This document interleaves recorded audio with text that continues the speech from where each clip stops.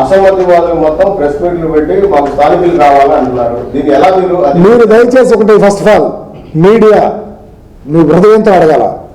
అసమ్మతివాదులు లేనే లేరు, ఎవరు అసమ్మతివాదులు కాదు. మా వారి ఐడియా ఒక ఆలోచన, మా నాయకుడికి ఏమన్నా అనీజీగా ఉంటే మనం సరి చేసుకోవటానికి ఆయన కోసం ఆలోచిస్తాం.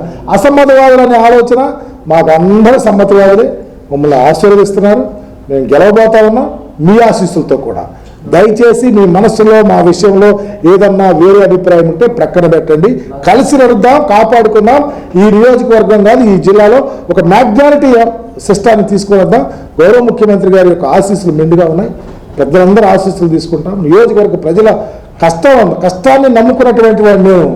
మీరు ఒక్కసారి నా నియోజకవర్గాలకు వెళ్ళినా నేను ఏ పోస్ట్ చేసినా ఒకసారి వెతకండి, అడగండి, చూడండి. నేను కష్టాన్ని నమ్ముకున్నా, ప్రజల కోసమే పనిచేస్తా. మీరు ఒక సంవత్సరం తర్వాత లేకపోతే 2 సంవత్సరాల తర్వాత నాగార్జున ఎలా ప్రెస్ మీట్లు అడగండి.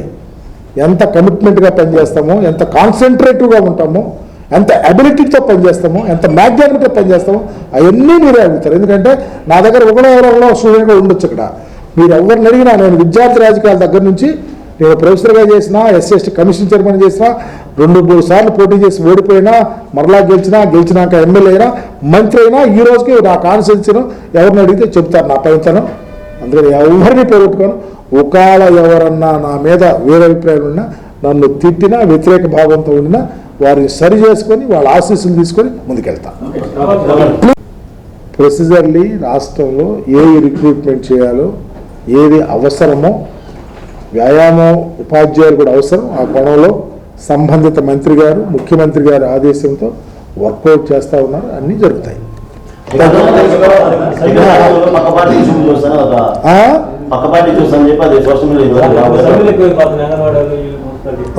ఒకటైనా కూడా వస్తా అంటే ఇన్ఛార్జీలు మారుస్తున్నారు, వాళ్ళు సీట్ లేకపోవడంలో పక్క పార్టీ చూస్తారని చెప్పి ఎవరూ చూడరు, అందరూ ఉంటారు. ఈ సోషల్ మీడియాలో ఏది పెడితే రాస్తే దానికి మేము ఏ సమాధానం చెబుతాం? వాళ్ళ విజ్ఞతకే వదిలేద్దాం. Next please. అన్నీ నడుస్తున్నాయి, వాళ్ళ మీద వర్కౌట్ చేస్తున్నారు, వాళ్ళ సాయం చేయాలని ఆలోచన. మేమే వాళ్ళకి సాయం చేసాం, మేమే శాలరీస్ పెంచాం. మ్యాగ్నానిటీగా ఈ రాష్ట్రంలో ఎంప్లాయీస్ కోసం, అంగన్వాడీస్ కోసం సాయం చేసినటువంటి ముఖ్యమంత్రి మా ముఖ్యమంత్రి గారు. వాళ్ళకి ఇంకేం సాయం చేయడానికి అవకాశం అది కూడా చేస్తాం. అలాగే సార్, ఇప్పుడు జర్నలిస్టులకు హౌస్ సైట్ రిలీజ్ చేశారు, దాంట్లో చాలా కోరికలు పెట్టారు. ఇప్పుడు ఇవ్వడానికి అయినా లేకపోతే ఏదో కొనేసి లాస్ట్ టైం చంద్రబాబు నాయుడు కూడా ఇట్లాగా రిలీజ్ చేసి అసలు ఇవ్వలేకపోయాడు. మీ ప్రభుత్వం కంపేర్ టు చంద్రబాబు నాయుడు మీరు అడిగారు చూడండి, అతనికి చేతులు రాలా, మనసు కూడా లేదు. మేము ఇవ్వాలనే ఉన్నాం. ఎక్కడైనా మీరు అన్నారు చూడండి, చిన్న మిస్టేక్స్, మనుషులం కదా, లేకపోతే ప్రభుత్వంలో ఆదేశాలు ముఖ్యమంత్రి వచ్చి కింద అక్కడన్నా చిన్న లోట్లు జరుగుతున్నాయి, సరి చేద్దాం. మాకు జర్నలిస్టులు ప్రాణంతో సమానం, వాళ్ళకి సాయం చేయాలా. అక్కడ ఎనామలీస్ ఉంటే వాటిని కూడా రెక్టిఫై చేసి ఇప్పిస్తానికి సిద్ధంగా ఉన్నాం. నిరుద్యోగులను ప్రభుత్వం పట్టించుకోవడం లేదు అనేటువంటి విమర్శలకు మీరేమంటారు? ఆ విమర్శ చేసిన వాళ్ళకైతే సమాధానం చెబుతా.